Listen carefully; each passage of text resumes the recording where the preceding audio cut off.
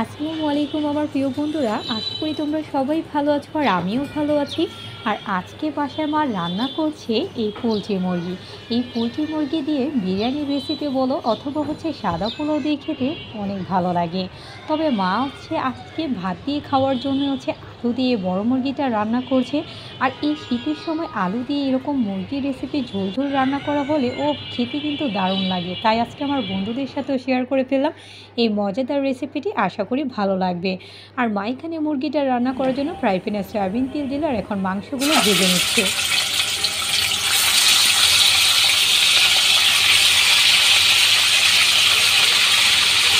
অল্প একটু লবণ দিয়ে মেখে মা মাংসগুলো ভেজে নিচ্ছে। এতে মাংসগুলোর ভিতরে একটা দারুণ ফ্লেভার আসে আর রান্নাটা খেতে সত্যিই অসাধারণ লাগে।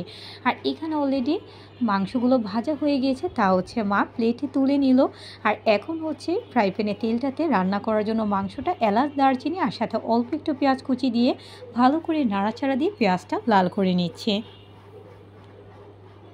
আর পেঁয়াজটা অলরেডি লাল হয়ে এসেছে। এখন মা ঝাল ঝাল আলু দিয়ে মাংসের ঝোলটা রান্না করছে। তা মরিচ হলুদের গুঁড়া আর সাথে সামান্য অল্প একটু পানি দিয়ে মশলাটা কষিয়ে নিচ্ছে।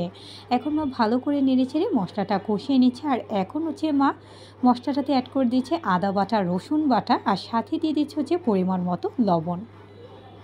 মা যে কোনো মাংস অথবা মাছের রেসিপি একদমই কম মশলায় রান্না করে থাকে, কিন্তু স্বাদ কিন্তু বন্ধুরা অসাধারণই লাগে, কারণ মায়ের হাতে রান্না বলে কথা। আর এখন মা মশলাটাতে আগে থেকে কেটে আর ধুয়ে রাখা আলুগুলো দিয়ে দিল, যাতে সুন্দর মতো আলুগুলো গলে যায়।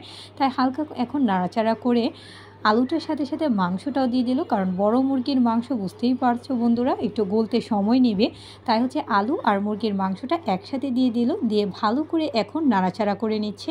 আর কিছুক্ষণের জন্য এখন ঢেকে রাখবে, যাতে সুন্দর মতো আলু মাংস দুটোই পারফেক্টভাবে গলে যায়। কিছুক্ষণের জন্য ঢেকে রাখলো আর কিছুক্ষণ পর ঢাকনাটা তুলে নিল। দারুণ একটা ফ্লেভার আসছে বন্ধুরা, যা তোমরা পাচ্ছ না।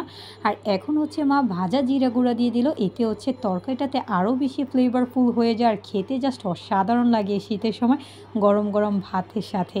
তোমরা চাইলে পোলাওয়ের সাথেও খেতে পারো, খুদের বুয়ার সাথেও খেতে পারো। এখন ভালো করে মা আলু মাংস দুটোই কষিয়ে নিল জিরা গুঁড়া দিয়ে। আর এখন যেহেতু ঝোল ঝোল রান্না করবে, তাই বেশি করে এখন পানি দিয়ে দিচ্ছে, দিয়ে ভালো করে নাড়াচাড়া করে নিচ্ছে। আবারও কিছুক্ষণের জন্য মা ঢেকে রাখছে।